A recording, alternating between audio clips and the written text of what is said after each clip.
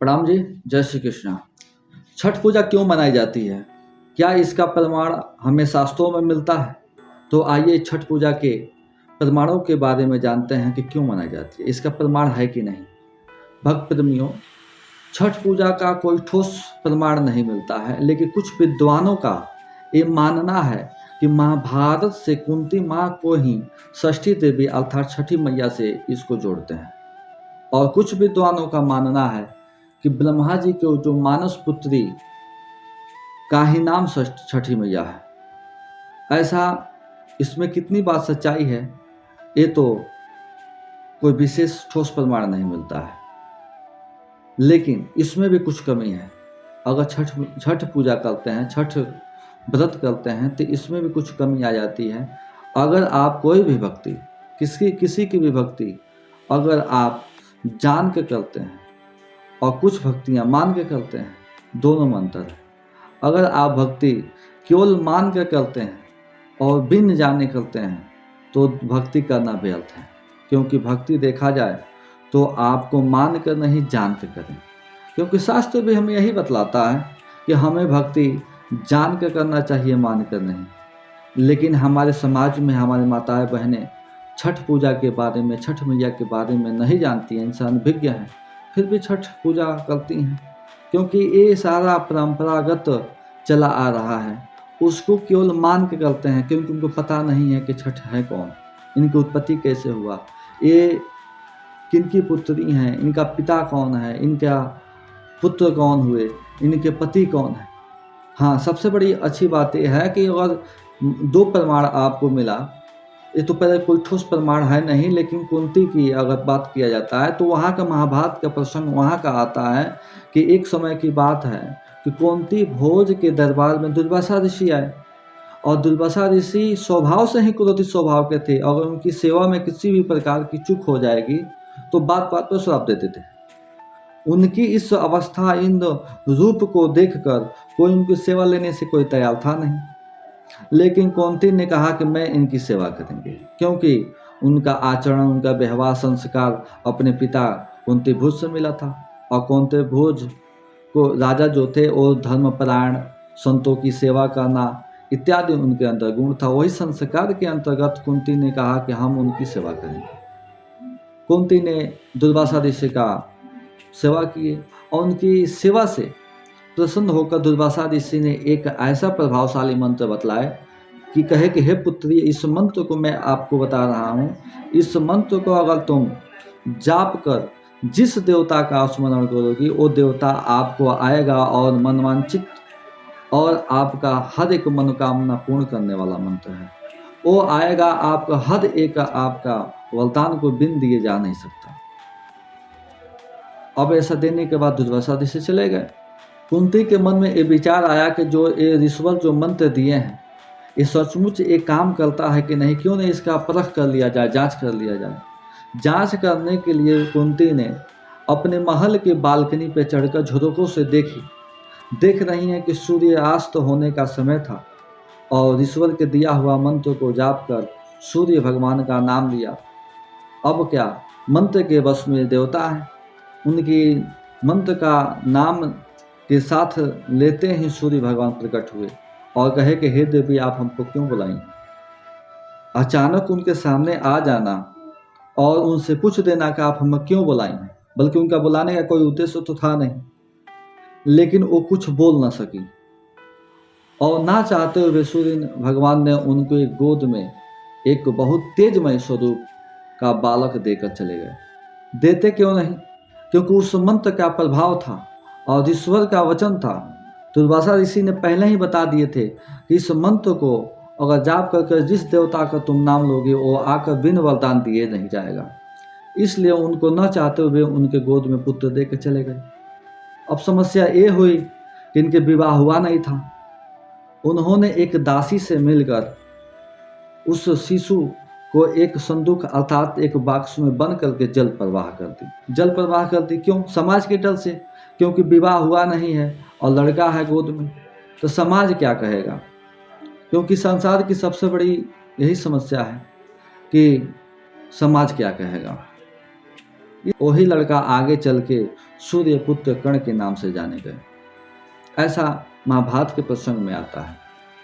तो कुंती, उसमें भी देखा जाए तो जो कुंती जिस अवस्था में पुत्र को जन्म दी थी, अगर शास्त्र के अनुसार इनको मान लिया जाता है कि अगर यही षष्ठी हैं, यही छठी मैया हैं, तो यहाँ भी एक चूक होता है, यहाँ भी हमसे गलती हो जाती है। क्या गलती हो रही है कि कुंती का कुंवारा होना और कुंवारे अवस्था में पुत्र का जन्म होना।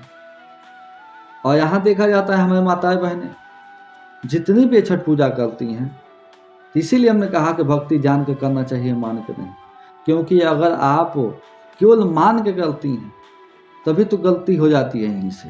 क्योंकि इस प्रसंग के आधार पर देखा जाए तो कुंती माँ उस समय कुंवारी थी।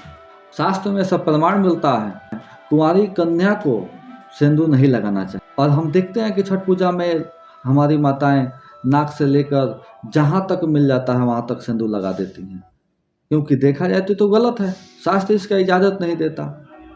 लेकिन इसे क्या कहेंगे, यह है अंधभक्ति। शास्त्र में इस प्रमाण मिलता है कि कुंवारी कन्याओं को सिंदूर नहीं लगाना चाहिए। और हमारे समाज में देखा जाए तो यही गलती हो जाती है। क्योंकि कहा जाता है भक्ति जान के करें, मान के नहीं। क्योंकि यहाँ जानकारी है नहीं, न जानकारी होने, क्योंकि ये सारा परंपरा को निभाने के चक्कर में हम लोग यही गलती। इस प्रसंग के हिसाब से देखा जाए तो कुंती भी कुंवारी थी, और कुंवारी होने के नाते आप सिंदूर उनको नहीं लगा सकते। अगर थोड़े समय के लिए मान लिया जाता है कि कुंती ही छठ मैया हैं, तो इनको अगर आप सिंदूर लगाते हैं तो बहुत ही गलत और महापाप होता है। पहला तो ये है। दूसरा चीज है कि इसका प्रमाण आपको ऐतिहासिक भी मिले। छठ पूजा का दूसरा प्रमाण आपको, ये ऐतिहासिक घटना है, बहुत पहले की बात है। एक समय ऐसा था कि ऊंच नीच जात पात का भेदभाव था। उसमें ब्राह्मणों का ज़्यादा वर्चस्व था, और ब्राह्मणों के ही सामने उठना बैठना एक गुनाह होता था। उस समय की बात है कि एक गांव में एक विधवा औरत रहा करती थी। वो जात के हरिजन अर्थात बोलचाल की भाषा में चमार कहते हैं। उनकी एक पुत्री थी जिनका नाम छठी था। जो छठी थी वो सूर्य भगवान के आराधना करती थी, पूजा पाठ करती थी। ये बिहार की घटना है। इसमें हम अपने दादा परदादा और अपने गांव के जितने भी बुजुर्ग हैं उनसे हम सुने हैं। इसमें कितनी सच्चाई है अब परमात्मा जाने, हम तो उस समय थे नहीं। तो हम जो दो आपको प्रसंग सुना रहे हैं इसमें कितनी सच्चाई है आप इस पर विचार करेंगे। जो छठी थी वो सूर्य देव की आराधना करती थी। सूर्य देव की एक निष्ठ भक्ति करने की वजह से सूर्य देव की भक्ति से उनके अंदर शक्ति प्राप्त हो जाने के कारण अपने हाथों से जो भी कुछ उठा कर दे देती तो कोई बीमार व्यक्ति था वो ठीक हो जाता था। और उसके हाथों से ऐसा चमत्कार होने के कारण गांव नगर में ऐसा धूम मच गया कि जो एक छठी है उसके हाथ से देने से हर एक बीमार व्यक्ति ठीक हो जा रहा है, उसका हर एक मनोकामना पूर्ण हो रहा है। ये जो चमत्कार जब चारों ओर सुनाई दिया तो ब्राह्मणों के मन में ऐसा विचार आया कि एक जात के हरिजन की लड़की होकर उसकी वर्चस्व इतनी हो, उसकी पूजा होने लगी, उसको मान सम्मान इतना कैसे। उनके अंदर जलनशीलता की भावना और पहले ही से जात पात का व्यवस्था था।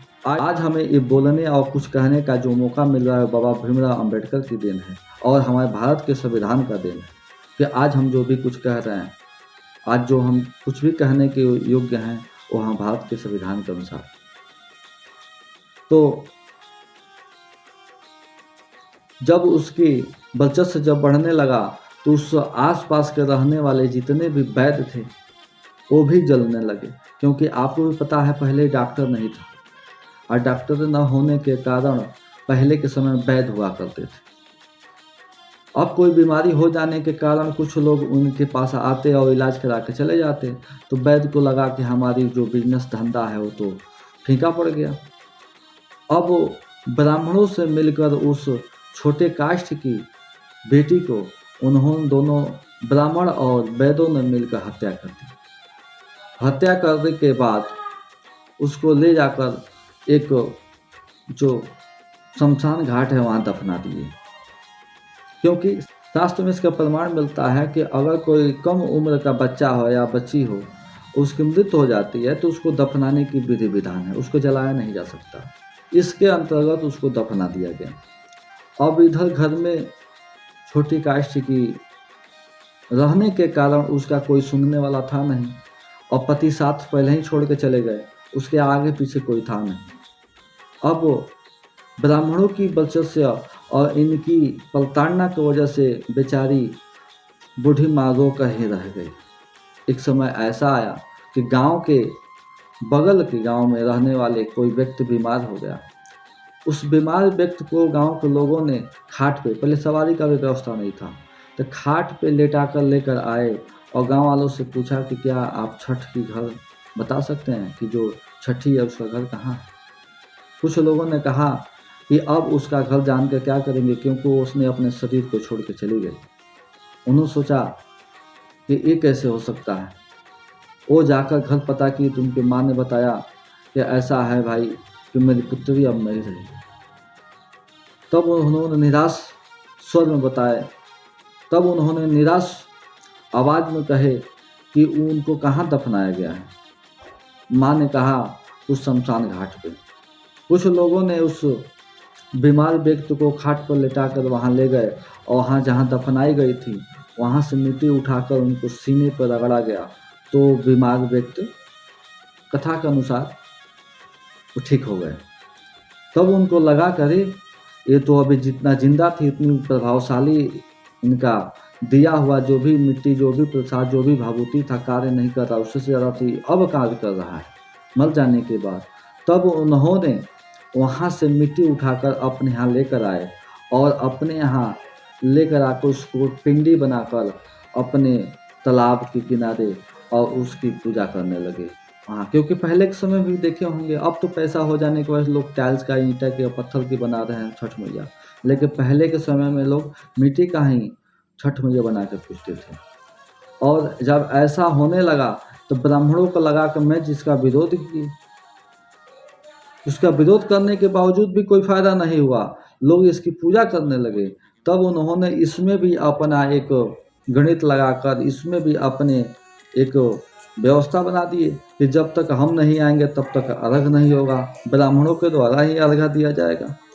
ये क्या है, आप जिस चीज़ का विरोध करते हैं उसमें आकर वो अपना रोजी रोटी का व्यवस्था बना लेते हैं।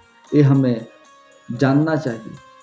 अब ऐसा क्यों, इसका क्या है? एक शास्त्र में प्रमाण आता है कि जिस व्यक्ति के आकार में तो होता है प्रेत योनि में जाता है। तो देखा जाए तो उसको हत्या होने को प्रेत योनि गई, और देखा जाए तो इस विचार से देखा जाए तो छठ मैया प्रेत योनि यानी कि प्रेत आत्मा है और जो इनकी पूजा करते हैं। लेकिन इसका कोई, हमारे मत से इसका कोई विशेष प्रमाण नहीं मिलता है कि छठ पूजा कोई शास्त्रवत कोई पूजा योग्य है।